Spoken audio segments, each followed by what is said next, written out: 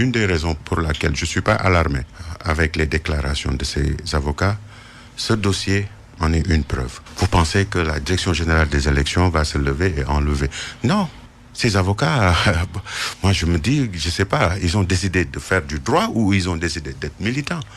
Mais Babacar, la loi est connue, le code électoral est connu, mais derrière le code électoral, il y a une réglementation. La décision du juge Sabassy Faye de Ziguinchor est d'application immédiate. Non, je suis désolé, mais elle n'est pas d'application immédiate.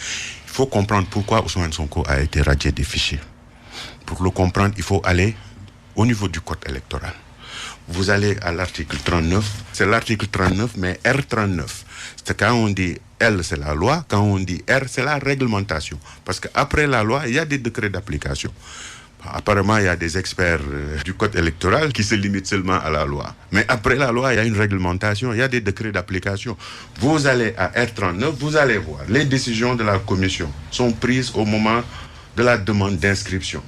Modification de changement de statut ou de radiation en présence du demandeur. Lorsque la commission refuse d'inscrire un électeur, cette décision lui est aussitôt notifiée. Il est délivré un avis de rejet. Lorsque la commission radie d'office un électeur pour d'autres causes que le décès, on le lui notifie. La réglementation dit, le 10 juillet avant les élections, il y a ce qu'on appelle la consolidation du fichier électoral. Le ministre de la Justice écrit au ministre de l'Intérieur, qui a sous sa responsabilité la Direction générale des élections, lui donne l'ensemble des condamnations que le tribunal a eu à effectuer. Et sur ces condamnations-là, le nom de Ousmane Sonko y était. Le 10 juillet, Ousmane Sonko était déjà jugé et il a été condamné et il était dans un état de contumace. Le 10 juillet, Ousmane Sonko était chez lui. C'était le dernier délai. C'est suivant l'application de R39 qu'il a été enlevé. Parce que durant ce moment-là, que ces avocats se renseignent, en ce moment-là, Ousmane Sonko était chez lui. On se perd finalement de ce juridisme de part et d'autre. Non. C'est-à-dire, il ne faut pas se tromper. Le référentiel en matière, c'est le code électoral.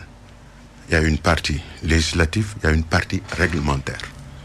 La Direction générale des élections ne peut pas enlever quelqu'un du fichier sans raison.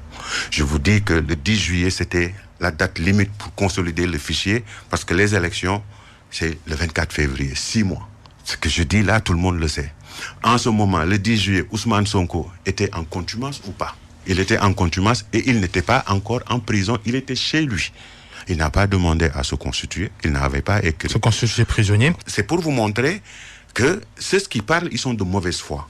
Ils ont attendu qu'on l'arrête pour autre chose, pour appel à l'insurrection et autres délits, pour qu'ils écrivent, pour dire que, je ne sais pas, ils acquiescent ou pas. Ils vont saisir le juge, ce que les gens ne disent pas.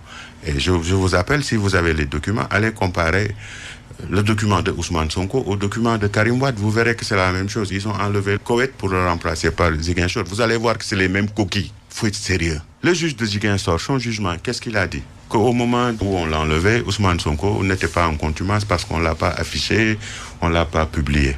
Mais l'agence judiciaire de l'État a fait appel et va prouver que ça a été affiché parce que tout le Sénégal sait que Ousmane Sonko était en contumace durant ce moment-là. Mais si on vous enlève des listes, mais pour vous réinscrire, il y a des périodes qui sont définies. Il y a une révision exceptionnelle, c'est ordinaire et extraordinaire. L'agence judiciaire de l'État, c'est pourvu en cassation, on va surveiller ça. Oui. Il y a la Cour de justice de la CEDEAO qui, mardi, selon les conseils d'Ousmane Sonko, va statuer sur cette affaire de réintégration ou pas d'Ousmane Sonko dans le fichier électoral. Parce que je vous dis qu'ils ont recopié les mêmes documents. Ils ont pris les mêmes documents que Karim Wade avait. Vous contestez la décision du juge de Ziguinchor? Mais donc ça sera le même résultat. C'est-à-dire, voilà, le juge Sabassy Faye? Non, je ne le conteste pas. Moi, je suis... en fait, je ne peux pas être à ce niveau de responsabilité, un membre du gouvernement et contester la décision d'un juge. Mais la décision de ce juge-là, il y a une possibilité de recours. C'est un autre juge qui va se prononcer. Lui, il a jugé pour dire que ce n'était pas affiché. L'État et les avocats de l'État vont produire les documents qui montrent que ce qui fonde son jugement n'est pas vrai. C'est tout. Il dit qu'il faut le réintégrer parce que la contumace n'était pas affichée. Le jugement n'était pas affiché. Les avocats de l'État ont la preuve que c'était affiché.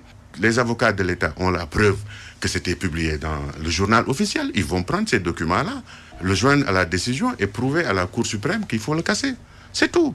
Donc il n'y a pas à polémiquer ou à vouloir entretenir quelque chose. Il y a des périodes où on ouvre Le fichier électoral a des dates connues et il y a des moments où il faut consolider et qu'il faut le nettoyer en enlevant ceux qui sont condamnés, ceux qui sont morts ou ceux qui veulent opérer des changements. C'est tout, il n'y a pas autre chose. Vouloir entretenir une communication artificielle pour se maintenir dans l'actualité politique, c'est perdre leur temps. Et c'est ce que ces gens-là font depuis le début.